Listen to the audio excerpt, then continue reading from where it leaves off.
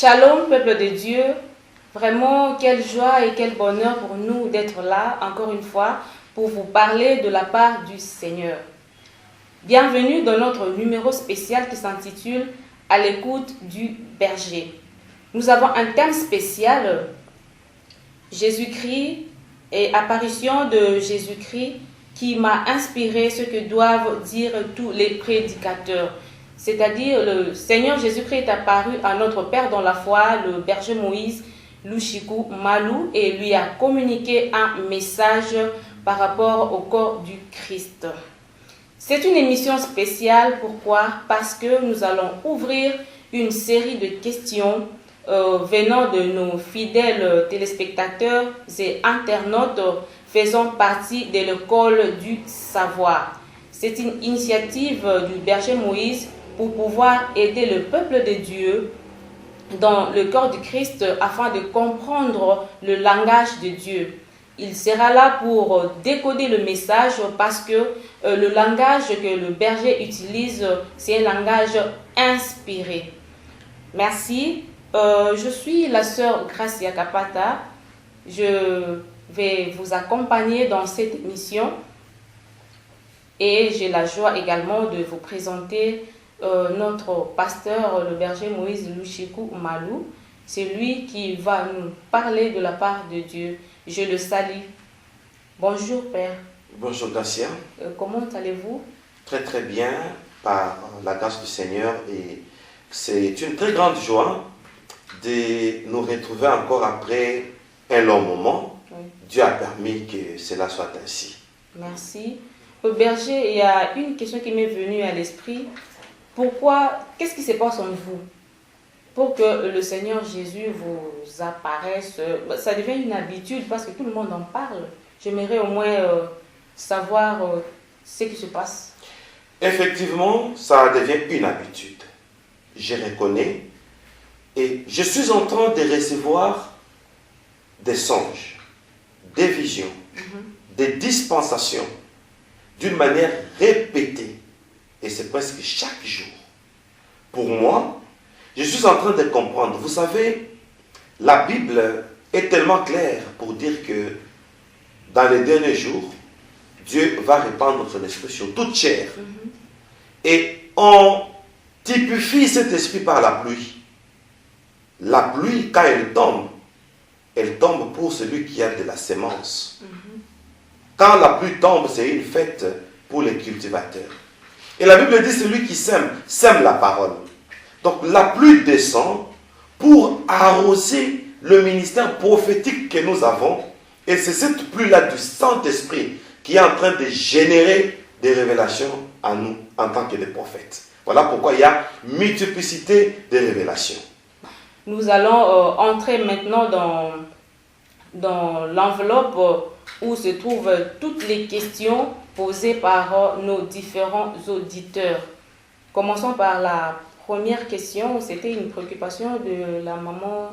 Voilà, il y a une internaute. Oui. Nous avons des internautes et les auditeurs. Oui. Donc il y a une internaute qui m'a suivi et qui m'a posé la question pour dire, berger, par rapport à votre calcul eschatologique, vous avez dit qu'il y a 7000 ans. Comment expliquer avec la loi du jubilé?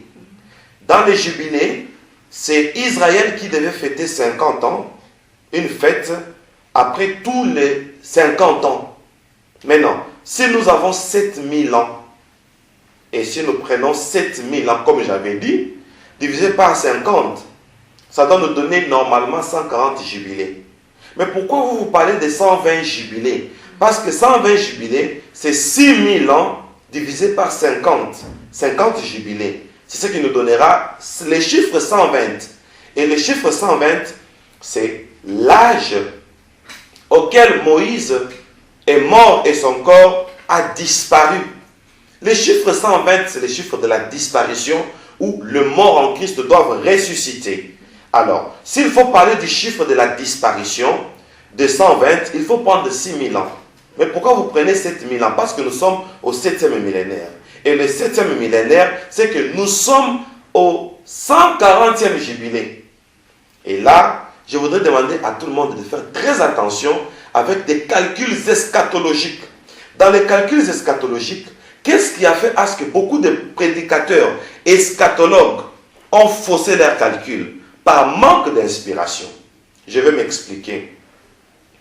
Nous sommes au 7e millénaire. Aujourd'hui, où cette émission se passe, le 7e millénaire commence à l'an 2001.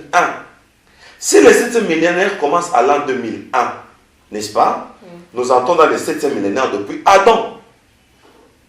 Et depuis que l'an 2001 a commencé, nous sommes à la 40e année. 2020. Combien d'années? 20 ans. 20 ans. Alors, un jubilé prend combien d'années? 50 ans. Est-ce que le nouveau millénaire, qui est le 7e millénaire, est-ce qu'on a déjà atteint 50 ans? On n'a que 20 ans. Alors, comme on n'a que 20 ans, nous sommes à la prolongation du 120e jubilé. Okay. Ah, vous avez compris. Donc, c'est déjà passé, c'est la prolongation? Oui, les 120 jubilés, ça fait 6000 ans. Et nous sommes au 7e millénaire, ça fait 20 ans. Comme on n'a pas encore totalisé même 50 ans, il n'y a pas un jubilé. Voilà pourquoi le 7e millénaire où nous sommes déjà a commencé il n'y a que 20 ans, parce que nous sommes en 2020, où nous présentons cette émission. Alors, nous sommes à 6000 ans avec 20 ans dessus. Le 20 ans là font partie du 7e millénaire. Mais le 7e millénaire n'a pas encore atteint son comble. Le 7e millénaire atteindra son comble après 1000 ans. Le 7e millénaire a commencé il n'y a que 20 ans. C'est que nous sommes toujours au 120e jubilé qui est en cours du 121e jubilé.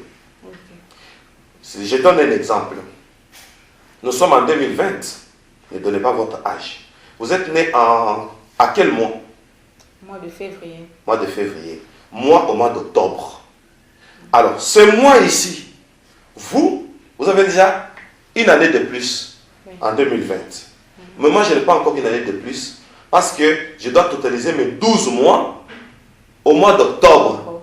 Mais c'est une nouvelle année, n'est-ce pas? Oui. Mais moi, je n'ai pas encore ajouté un an de plus. Donc, vous êtes en cours. Très bien.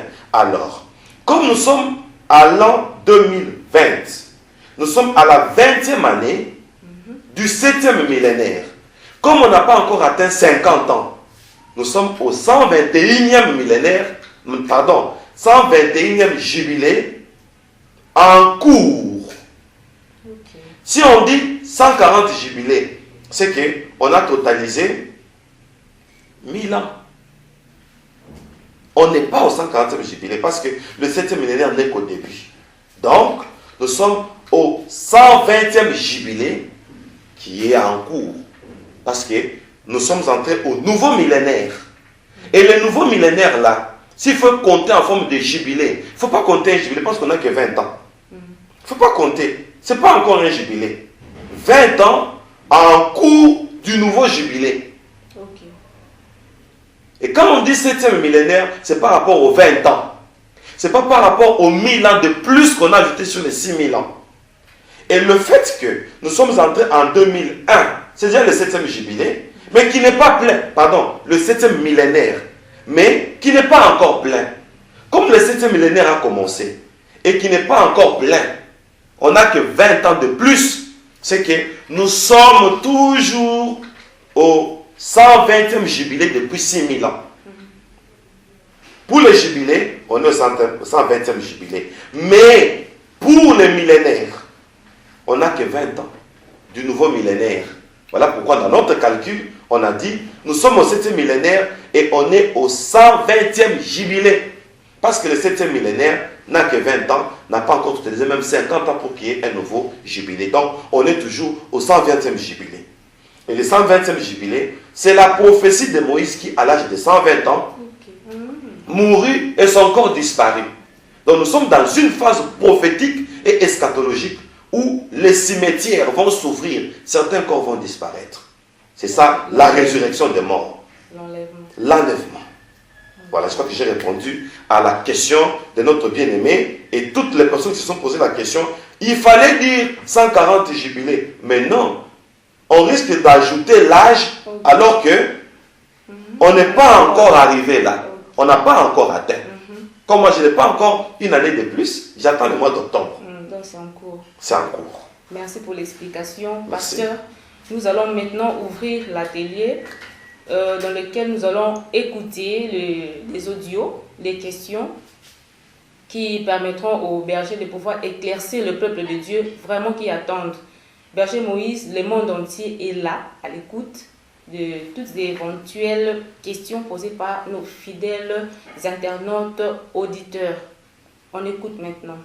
La première question qui nous vient de la ville de Bukavu, en République démocratique du Congo, c'est la question de papa David Mabika. Shalom, shalom, berger Moïse. C'est David Mabika, à partir de Bukavu, RDC. Voilà, merci beaucoup pour cette opportunité de mener une étude, de faire partie de l'équipe pour l'étude. Eh bien, la vidéo ici, apparition de Jésus-Christ, qui m'a inspiré, c'est que doit dire tous les prédicateurs. Alors, une question que, en suivant la vidéo, parce que, vous savez, tous les prédicateurs, là où vous adressez aux prédicateurs, alors, il y a une différence entre le prédicateur et les fidèles des églises.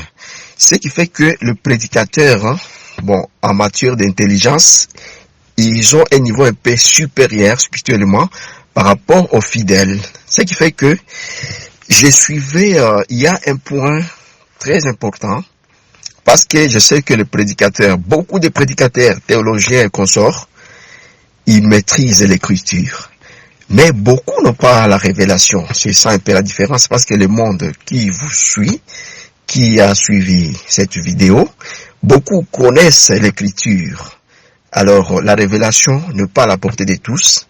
C'est pourquoi ma question est, tout au long de la vidéo, vous avez parlé surtout vous avez essayé de décrire, donc, le 7e millénaire, c'est-à-dire de Adam à Abraham, il y a 2000 ans, Abraham et Jésus, il y a 2000 ans, et de Jésus à nos jours, on est déjà au-delà de 2000 ans.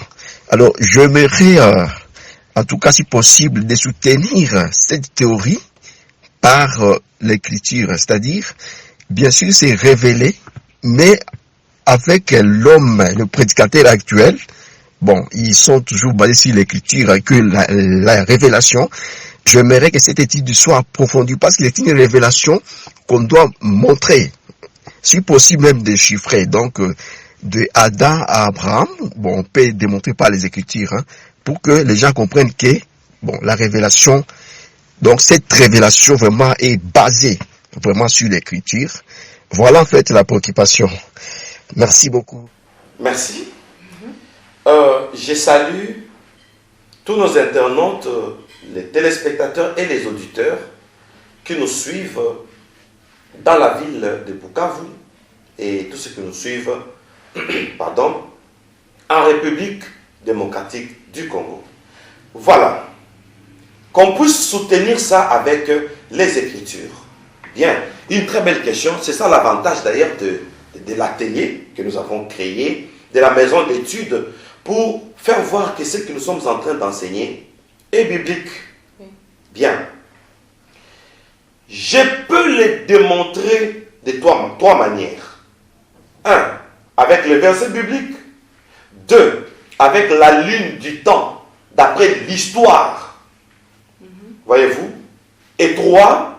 D'après les générations qui se sont succédées entre Adam et Abraham. Il y a eu combien de générations? Mais pour aujourd'hui, je vais prendre un seul angle.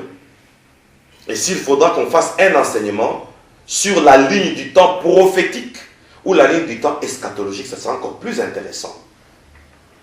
Je vais prendre le premier aspect.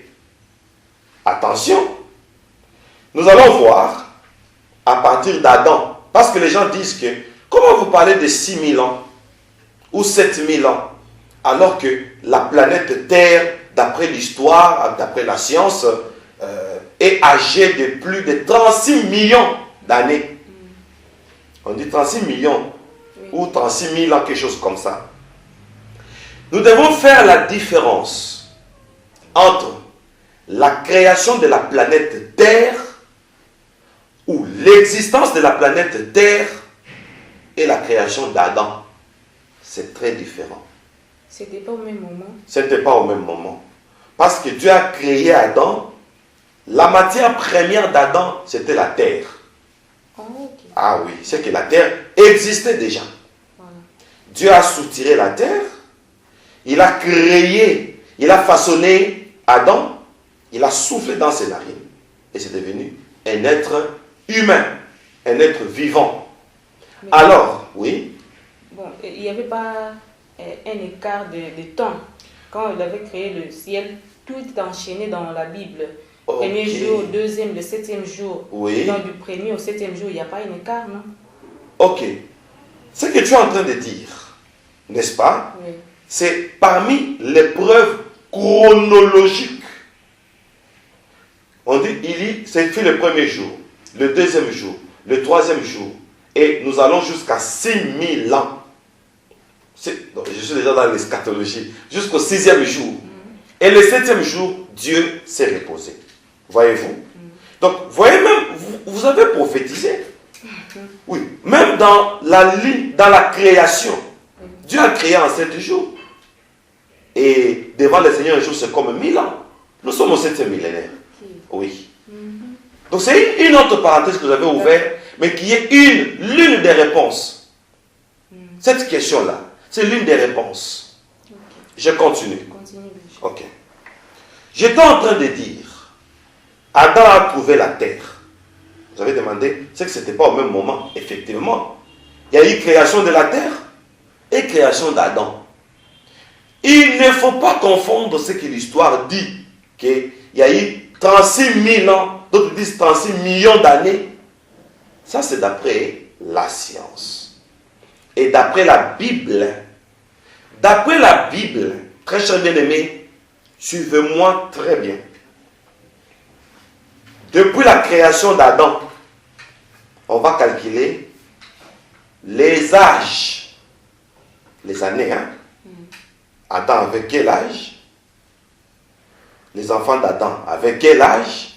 Et on va évoluer. Je vais le faire d'une manière rapide, dans moins de 5 minutes. Okay. Et je demande à tout le monde de m'écouter. Et je vais demander aux techniciens ou à vous de me prendre une machine à calculer. Voilà. On nous prend une machine à calculer sans que cela ne perturbe l'organisation technique. On va prendre une machine à calculer. On va vérifier. Je donne les passages, mais je ne vais pas lire. Pour gagner le temps. D'après Genèse chapitre 5, verset 3, Adam vécut 130 ans et engendra un fils et appela son nom Seth. Genèse 5, 3. Seth, quand il naquit, Adam avait 130 ans. Technique, écrivez-moi dans la machine à calculer 130. Dès que je donne l'âge, faites plus cet âge-là. Et on va évoluer. C'est comme ça qu'on peut savoir s'il y a eu 2000 ans ou pas. Seth vécut 105 ans. Technique calculée directement. Et engendra Enoch. Genèse 5, 6. Enoch vécut 90 ans. Dans notre français belge, on dit 90 ans, pour que les techniciens ne se compliquent pas. Enoch vécut 90 ans et engendra Kenan. Genèse 5, 9. Kenan vécut 70 ans, 70 ans, et engendra Méaléel. Genèse 5, 12.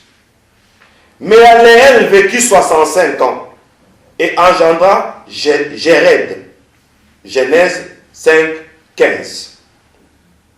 Jéred vécut 162 ans et engendra Enoch. Ici, Enoch, différent de l'autre Enoch qui était Enoch. Alors, Jéred vécut 162 ans et engendra Enoch. Genèse 5, 18. Enoch vécut 65 ans et engendra Méthusélah. Genèse 5, 21. Méthusélah vécut 187 ans et engendra Lémec. Genèse 5, 25. Lémec vécut 182 ans et engendra Noé. Genèse 5, 28. Noé avait 600 ans. Parce qu'on a engendré, n'est-ce pas? Et Noé avait 600 ans lorsque le déluge vint sur la terre. Donc on ajoute directement à ce chiffre-là, au calcul, on ajoute combien? 600 ans. Lui avait battu record en âge. Alors, on va d'abord faire le total depuis la création d'Adam, n'est-ce pas, qui a commencé à engendrer, jusqu'au jour où on nous parle de l'histoire de Noé, parce qu'à 600 ans, il est entré dans l'arche. L'histoire du déluge a commencé. Alors, j'aime la Bible. Vous savez pourquoi j'ai ri? Parce que le technicien est en train de rire. Parce qu'il a déjà les calculs. Depuis Adam jusqu'à la naissance de Seth, il avait quel âge? On prend cet âge-là. Jusqu'à Noé, qui avait 600 ans. Nous sommes au temps du déluge. Technique, vous parlez à haute voix pour que le micro puisse vous entendre. Ça donne quel âge? 1656 ans. Très bien. 1656 ans. Et là, nous sommes à l'âge de Noé où il entra dans l'arche. Ok. Nous sommes déjà à 1000 ans. 1600. On tend vers 2000. On tend vers 2000 ans. Oui. C'est prophétique. Oui, Gracia. Les gens pensent que quand on dit des choses, on raconte des histoires, on raconte n'importe quoi. La Bible a dit ça d'une manière cachée. Mais la Bible, c'est un livre. Vous avez parlé que je dois réduire ma façon de parler parce que je parle d'une manière révélée. Oui. On dit 2000 ans. Est-ce que c'est un forfait? Non. C'est démonté avec la Bible. Nous sommes à 1656 ans au temps de Noé, déjà qui est dans l'arche. On évolue. On va maintenant prendre à partir du déluge, où Noé est déjà dans l'arche, jusqu'à ce que l'histoire d'Abraham commence. Parce que à partir de l'histoire de Noé, mais ce qui est curieux, nous sommes dans Genèse chapitre 8, verset 13, avec l'histoire de Noé. Nous sommes à 1656 ans. Déjà, on commence. Seth engendra, là c'est la suite dans Genèse 11, verset 10. Parce que, voilà, Seth engendra Arpachshad, 2 ans après le déluge. Donc après le déluge, vraiment, Seth a engendré 2 ans après le déluge. Donc tu vois qu'après 1656 ans, on nous parle déjà du déluge. Alors, technique, vous prenez 1656 plus combien d'années? 2 ans. Là, on a engendré Arpachshad. Ça dépend des versions. On peut prononcer autrement. Arpachshad vécut 35 ans et engendra Shélach. Genèse 11, 12. Là, c'est après le déluge. Shélach vécut 30 ans et engendra Héber. Genèse 11, 14. Héber vécut 34 ans et engendra Péleg. Genèse 11, 16. Péleg vécut 30 ans et engendra Réu. Genèse 11, 18. Réu vécut 32 ans et engendra Sérug. Genèse 11, 20. Sérug vécut 30 ans et engendra Nacor. Genèse 11, 22. Nacor vécut 29 ans et engendra Térak. Genèse 11, 24. Les jours de Térak furent de 205 ans et Térak mourut à 40. Je pose d'abord la question aux techniciens. Parce que d'autres techniciens qui sont des prédicateurs, si vous faites la honte en médias, c'est votre problème. Quand nous sommes déjà à 40, c'est la ville de qui? Oui, Très bien. Dis à haute voix comme ça ce que vous avez de toi. C'est la ville d'Abraham. Nous sommes déjà au temps d'Abraham. Parce qu'on dit, les jours de Térak furent de 205 ans et Térak mourut à 40. Donc quand on cite 40, on s'approche déjà d'Abraham. Alors, le total, attendez, vous avez le total général, n'est-ce pas? Le total après le déluge, on commence à parler de 40. Où naquit Abraham? Ça fait déjà 427 ans. Ok? Déjà, l'histoire d'Abraham commence déjà. Attention.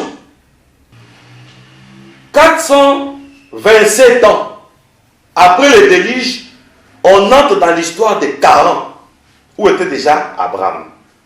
Maintenant, on était à 1656. Et les techniciens, quand on va ajouter les 427 ans après le déluge, on tombe à quel âge? 2083. Combien de millénaires? 2000. 2000 ans. 2083 ans. Donc, vous ne trouvez pas que depuis Adam jusqu'à Abraham, il y a 2000 ans. Maintenant, qui peut contredire ça? Donc ça prouve à suffisance qu'on ne lit pas la Bible, bien on les lit, mais pas bien. Non. On n'a pas la révélation. Non, même pas. On n'a pas eu le temps de calculer les âges. Peut-être qu'on n'avait pas cette idée-là.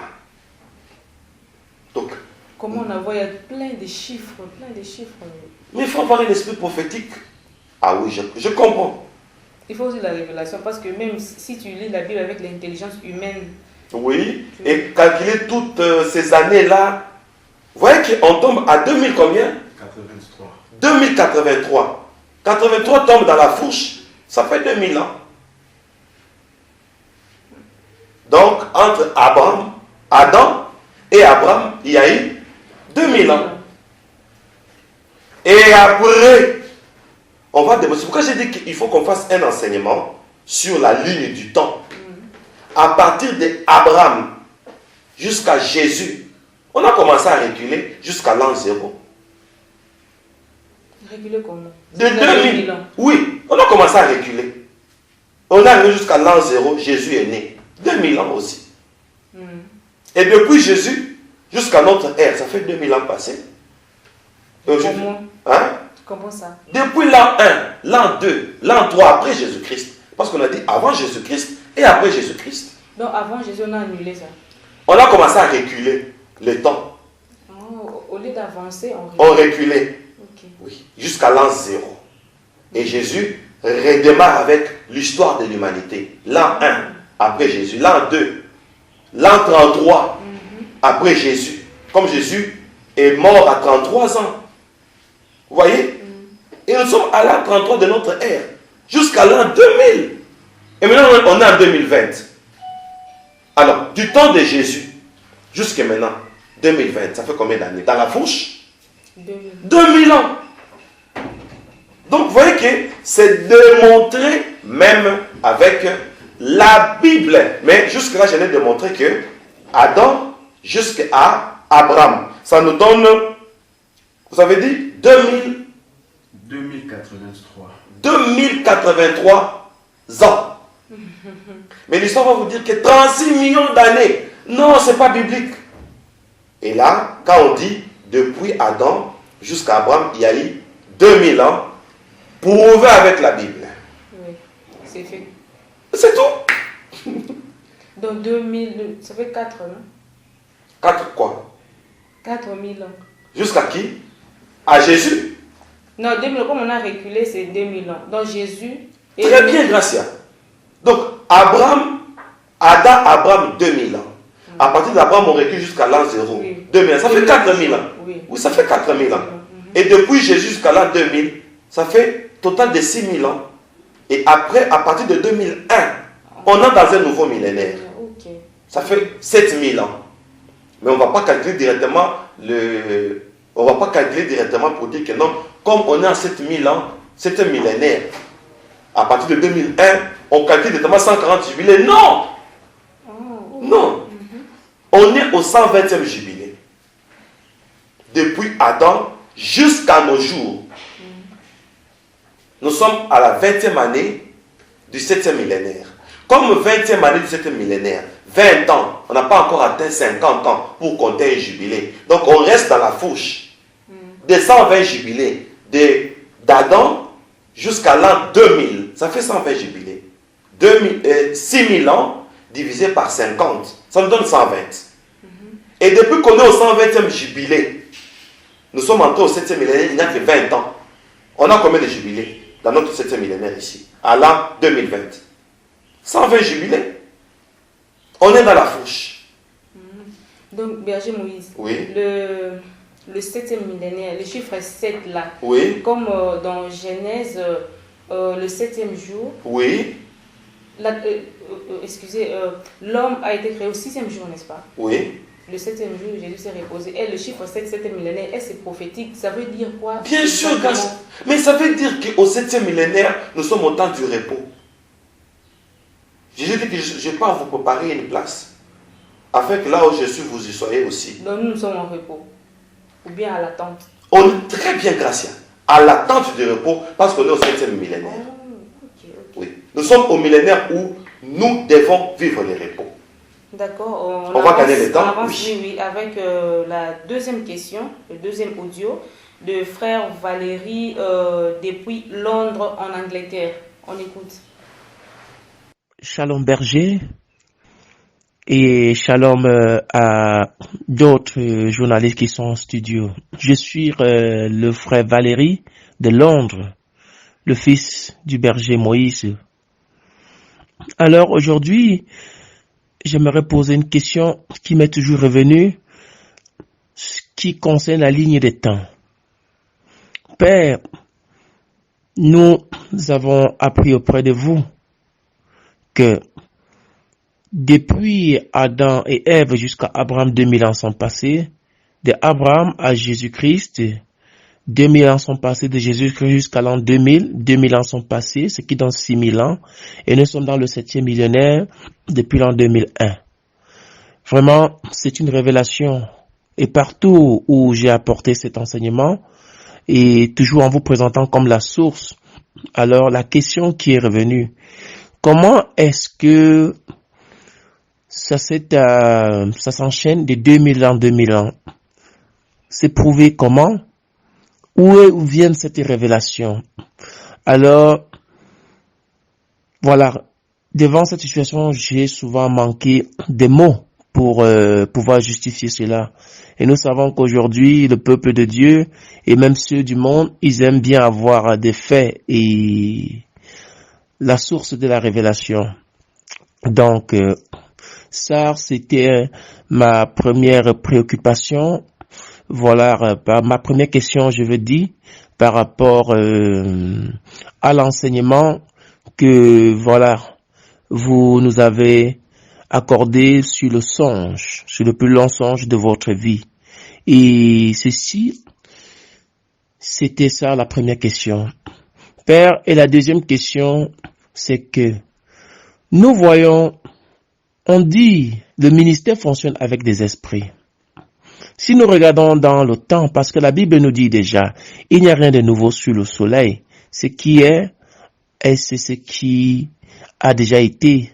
et Dieu ramène ce qui est passé. Alors, si nous revenons dans la ligne des temps, nous voyons à l'an 2000 qui nous donne les 6000 ans depuis Adam et Ève jusqu'à l'an 2000, qui nous donne la prophétie des 6 jours d'après le livre de Somme 90, le verset 4. Alors, nous voyons que l'homme, Dieu a créé l'homme, ça c'est spirituellement parlant maintenant, une nouvelle génération qui doit assister à l'enlèvement parce que l'homme a été créé le 6e jour, Père. Et à l'an 2000, il y a une nouvelle génération. Père, ici, nous disons le ministère fonctionne avec des esprits. Alors, est-ce que l'esprit de ceux-là qui nous ont précédés, nos patriarches, nous voyons les Abraham, les Isaac, les Jacob, les Daniel, les Jérémie, tous ces grands héros de la Bible, Père, est-ce que les esprits doivent revenir? Parce que nous voyons Jean-Baptiste avait pris l'esprit d'Élie. J'aimerais que vous essayez un peu de nous expliciter là-dessus, afin que l'Église de la fin des temps essaye de voir que ce que nous vivons, c'est ce qui a déjà été, afin que nous prenions l'intérêt sur la vie de nos patriarches. Merci. Vous avez compris? Bien. Cher fils Valérie Pagetat, à Londres, en Angleterre.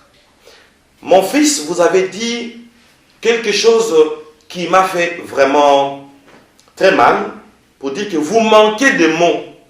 Et cette réaction, c'est tout le monde qui dit ça. Quand j'ai donné des affermissements pour démontrer que chaque 2000 ans, il y avait un événement. Et les gens qui posent la question à mes enfants, mes fils dans la foi, les serviteurs et servantes de Dieu, parce que Valérie, c'est l'un de nos serviteurs, l'un de nos prédicateurs. Il dit, j'ai manqué de mots.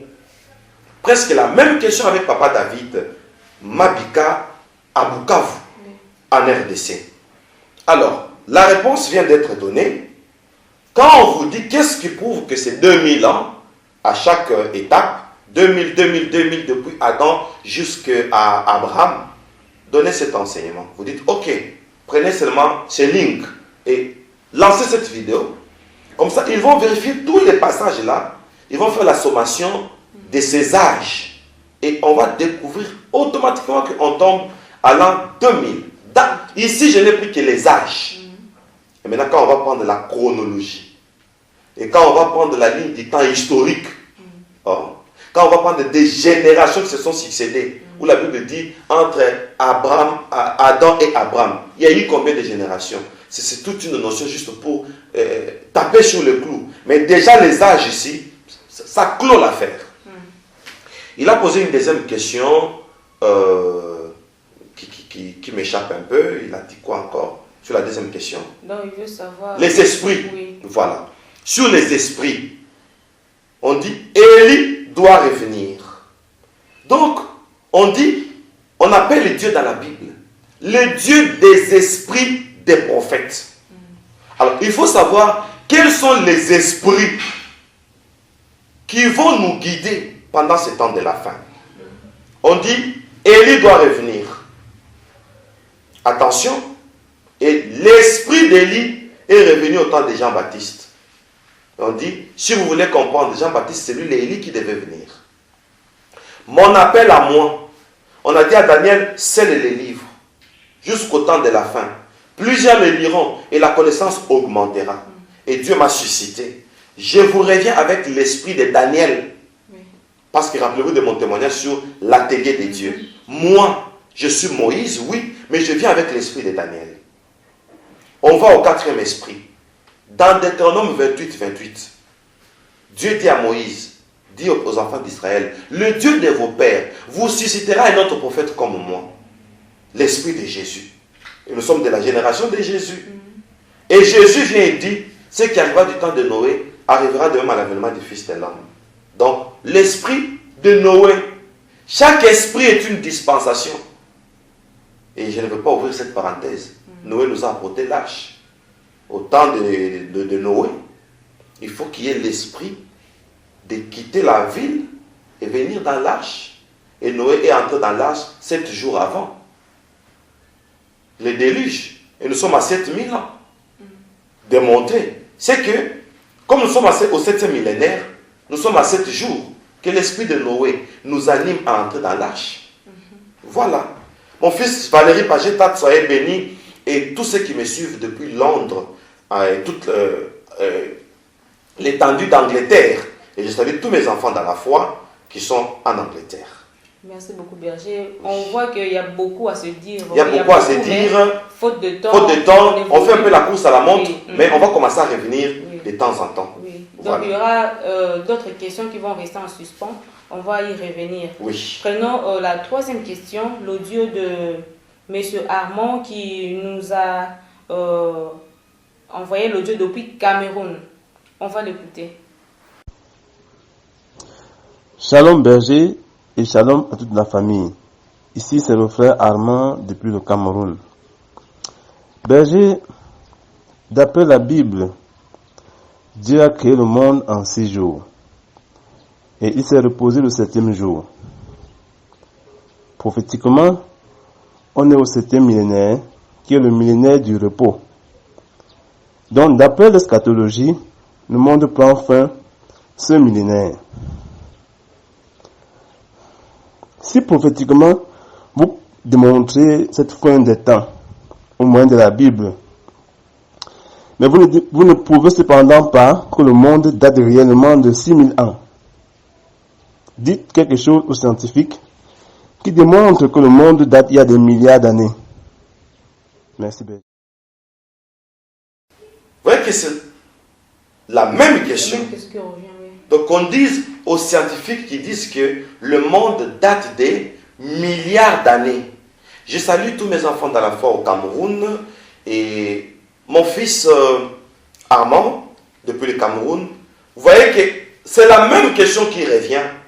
Et là, nous l'avons déjà démontré, à partir des âges, des générations qui se sont succédées, jusqu'au temps d'Abraham, 2000 combien 2083 ans. Donc on est dans une fourche de 2000 ans, noir sur blanc.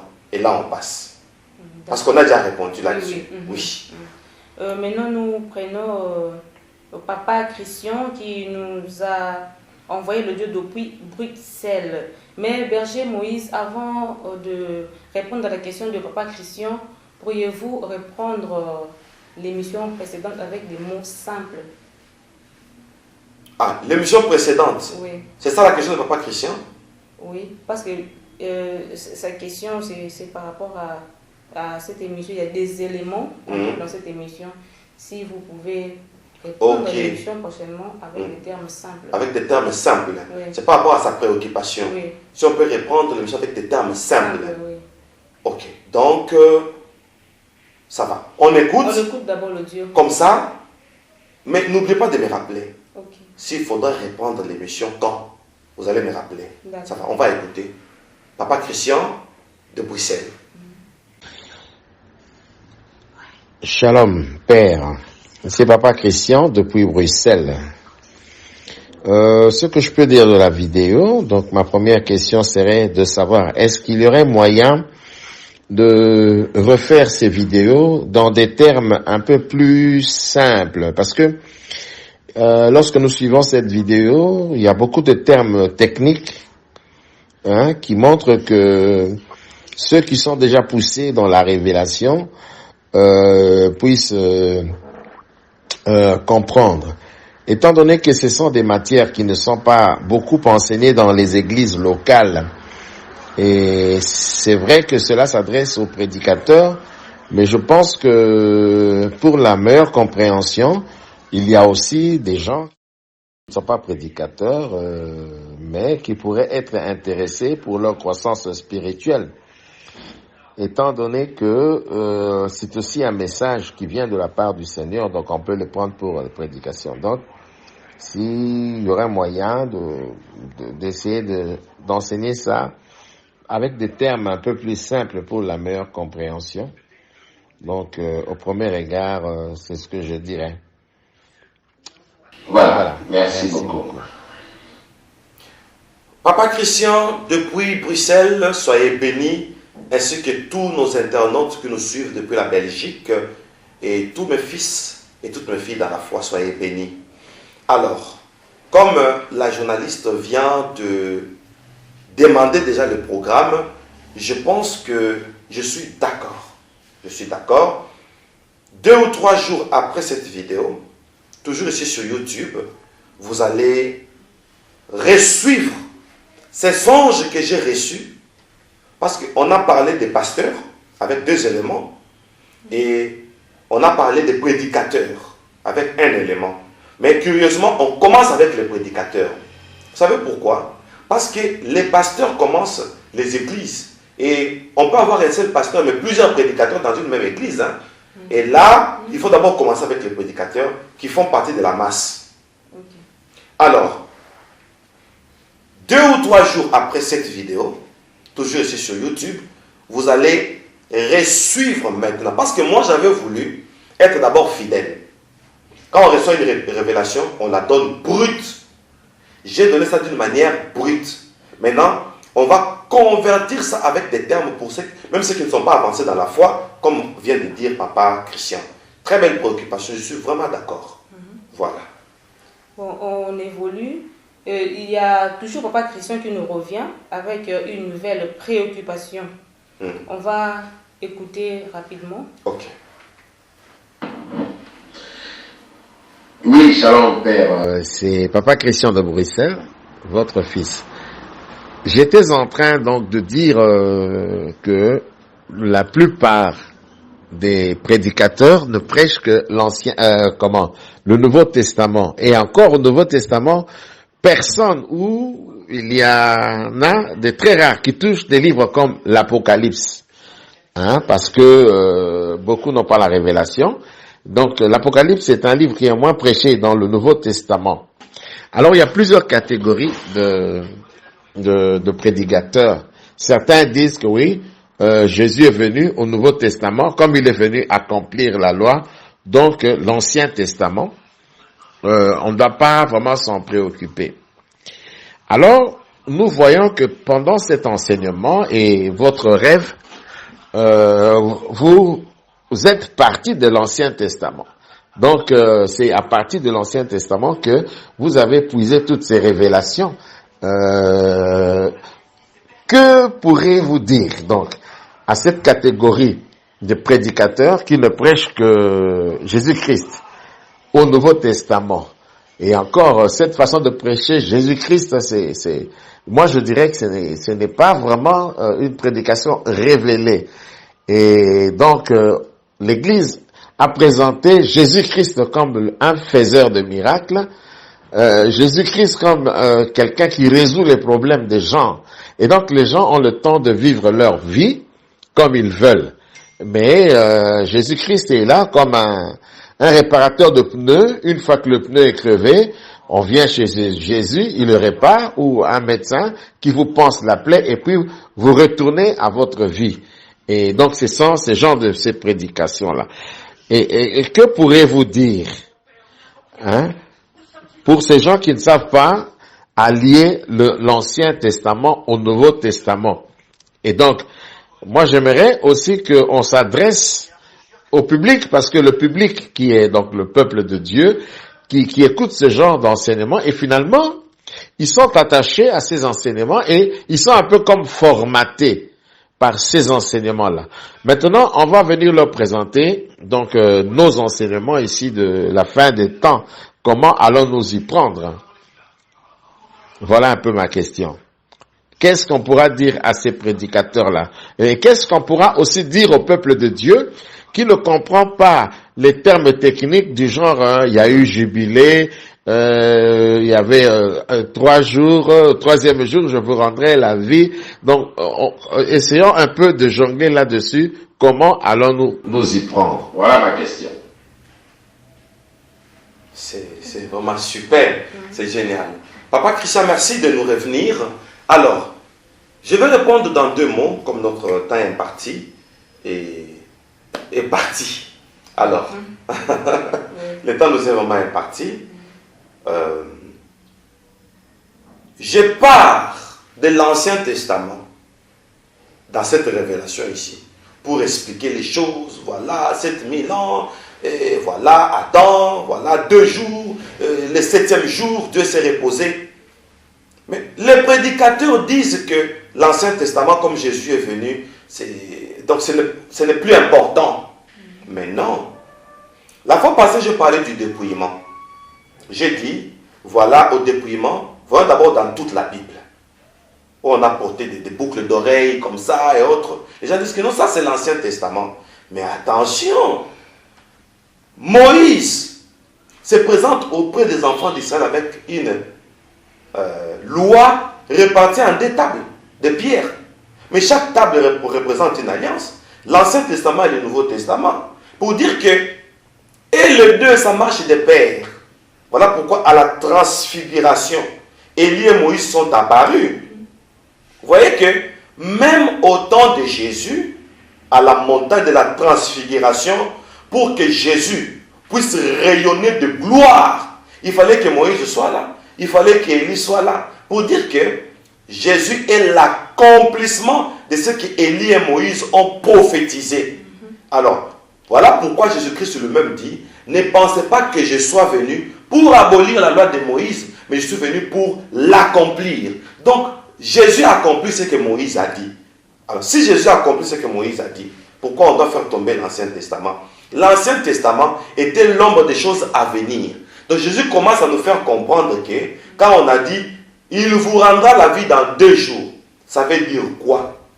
Les 2 jours-là, la vie, c'est Jésus qui est le chemin, la vérité et la vie. C'est qu'on nous rendra Jésus dans 2000 ans. Et le 3e jour, qui est le 3e millénaire où nous sommes après Jésus, Dieu va nous relever, il y aura l'enlèvement.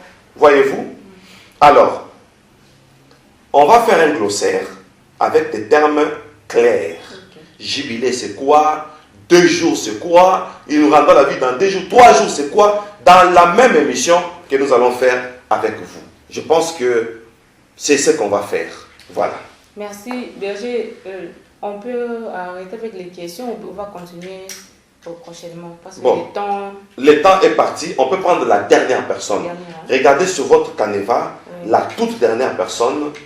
Comme ça, le technicien va prendre le dernier élément. Nous avons écouté l'audio de maman Élisée depuis la Belgique. Voilà. Berger Moïse, bonjour. C'est maman Élisée depuis la Belgique. Berger, j'ai une question qui a 3 aspects. Le premier aspect est en fonction du songe que vous avez eu concernant le pasteur et le prédicateur. D'abord, je voudrais savoir quelle est la différence entre prédicateur et pasteur. Le deuxième aspect, c'est que vous enseignez. Est-ce que les autres pasteurs, les autres prédicateurs l'accepteront facilement, vu que chacun est déjà ancré dans sa doctrine, en disant que c'est Dieu qui l'a mandaté.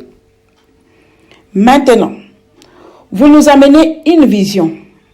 Quel sera le sort de ces pasteurs qui ont déjà de ministères, mais qui ne font pas mention de retour de Jésus-Christ, de la fin des temps et d'eschatologie dans leur vision?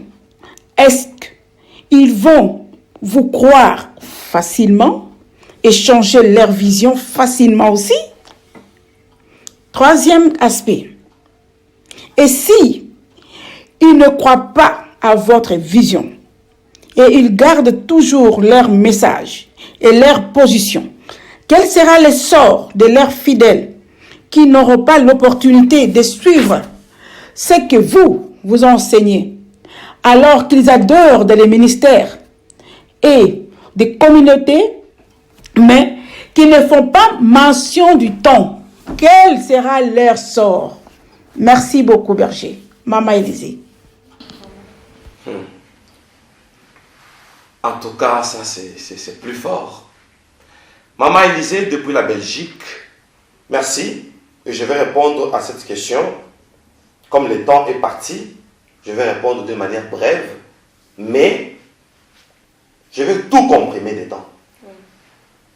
En comprimé, prédicateur et pasteur.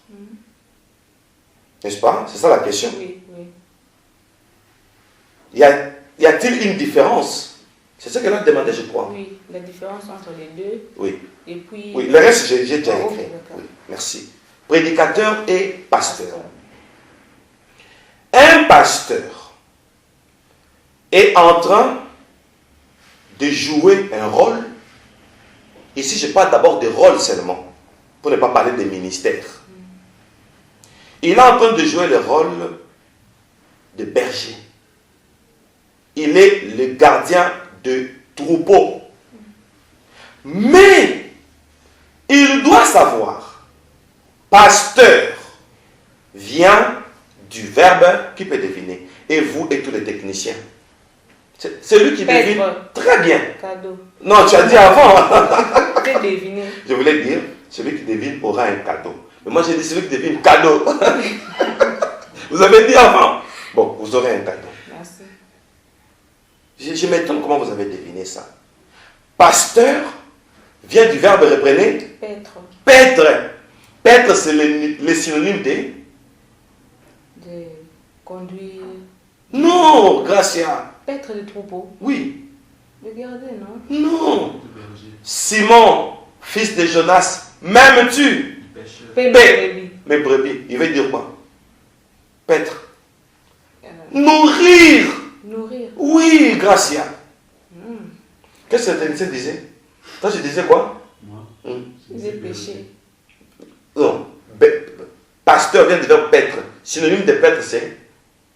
Il disait pécher les brebis. Ah, pêcher les brebis. Oui. Non. Nourrir. Paître, c'est nourrir. Qu'on entend le dictionnaire rapidement, bien le temps de non, le temps, okay. Bien, je suis en cours derrière le temps. Paix mes agneaux. Okay. Donc, un pasteur, c'est un gardien de troupeau qui a comme rôle de paître. Maintenant, regarde la différence entre un pasteur et prédicateur. Un prédicateur, à côté d'un pasteur, grâce à suis-moi, oui. Et monde entier, suivez-moi. C'est comme un sacrificateur avec des lévites. Les lévites facilitent au sacrificateur la tâche. C'est le sacrificateur qui connaît le plan et les lévites exécutent. Le pasteur, il est en train de conduire une église. Mais il a les prédicateurs. Le pasteur doit donner les canevas au prédicateur. Parce que le pasteur, on voit le verbe paître. Alors, qui est ce prédicateur-là qui enseigne ce que le pasteur n'a pas donné comme canevas? Parce que le prédicateur se fâche. Que Dieu bénisse maman Élisée. Ils disent que non, dans notre église, on nous impose la doctrine. Mais c'est ça un prédicateur. Et c'est ça un pasteur. Celui qui a la matière, c'est le pasteur. C'est pourquoi les prédicateurs doivent entrer dans l'atelier d'être formés par les pasteurs. Okay. Tout prédicateur qui n'a pas été formé, il va enseigner des hérésies dans les églises et il va détruire l'œuvre. C'est pourquoi il y a des prédicateurs, ils prêchent quelque chose, le pasteur lui dit que non, pas ça. Il dit que ah, non, je sors. Le pasteur n'aime pas ce que je prêche. Et il va commencer son église. Du prédicateur à un pasteur. Du prédicateur à un prophète, un apôtre, etc. Je ne sais pas si maman Élisée comprend la richesse de sa question. Il y a une différence. J'évolue. Je ne sais pas de manière comprimée, mais ce sont des enseignements. Okay. On évolue. Rapidement. Voilà. Et les pasteurs et les prédicateurs qui sont déjà ancrés dans leur doctrine, est-ce qu'ils vont m'accepter facilement? C'est ça. Moi, je ne viens pas pour me faire accepter, mais j'amène la révélation. Rejetez-moi comme vous voulez. Je ne suis rien, mais ne rejetez pas ce que j'enseigne. Parce que ce que j'enseigne, c'est une révélation. Tu as dit ça au départ. Oui. Donc ceux qui me rejettent, ils rejettent la révélation aussi. Allah. Okay. Rejetez-moi, dites que non, je ne parle pas bien français. Rejetez-moi, dites que je suis un Africain. Dites tout ce que vous pouvez dire. Il y a quelqu'un qui m'appelle et me dit, vous êtes de quelle nationalité? Je suis de nationalité congolaise. Ah, c'est fini. Vous les Congolais, vous faites des gaffes dans nos pays. J'ai dit que non. Ne voyez pas un juif devant toi. Vois un Messie. C'est la remarque que Jésus a fait à la femme samaritaine. Vous qui m'écoutez, ne voyez pas un Congolais devant toi et ne me généralisez pas parmi les Congolais qui font des bévues. Voyez le message que j'amène. Je suis un dispensateur. Alors, est-ce qu'on va me croire tant qu'ils sont ancrés dans leur doctrine? Mais si leur doctrine vient de Dieu, ça doit corroborer avec ce que j'enseigne. Ils doivent l'accepter. S'ils ne l'acceptent pas, en tout cas, ils ne sont pas appelés. Troisième partie, parce qu'elle a donné 3 aspects. Et si on ne me croit pas, quel sera le sort des fidèles? Les fidèles seront perdus. Parce qu'on dit, heureux le peuple qui connaît le son de la tempête. C'est poussé par l'esprit que les hommes ont parlé de Dieu. Alors, les fidèles seront des victimes. Nous sommes au temps de la fin. Et maintenant, vous êtes ancrés dans une doctrine, vous l'imposez aux fidèles, mais qui n'a pas trait, qui ne cadre pas la fin de temps. Ces fidèles seront perdus. Pourquoi? Ils ont eu un pasteur qui ne leur a pas préparé à entrer dans l'arche 7 jours avant le déluge. Les déluges se préparent avant. Et quand on attend le déluge, on vient, la porte sera déjà fermée, on va frapper. Ça sera tard. Donc, les fidèles doivent ouvrir les yeux avec ces enseignements. C'est pourquoi Jésus a dit, va préparer mon église. Moi, je prépare l'église. Je n'ai pas besoin de fanatiques. J'ai besoin d'un peuple qui doit se préparer. Là, c'était la question riche de Maman Élisée de Belgique. C'est là qu'on va terminer. Merci beaucoup. Oui. Je dis merci à tous ceux qui ont intervenu, à Maman Élisée, et à toutes ces personnes qui ont intervenu. En tout cas, merci beaucoup. Vos questions vont vraiment aider le peuple de Dieu dans le corps du Christ. Merci à vous aussi, pasteur, pour votre disponibilité et votre connaissance en la matière de la Bible. Et vraiment, jusque-là, vous gardez l'intégrité dans le corps du Christ. Vous êtes différents. Merci, ça me va droit au cœur. Merci beaucoup vraiment de vous Ça me rassure. Oui, de vous avoir dans MIC. Merci. Merci, pasteur. Restez toujours branchés dans nos vidéos et nous vous donnons un rendez-vous très, très bientôt. Merci et portez-vous bien. Que la gloire revienne à Dieu. Bye. Bye.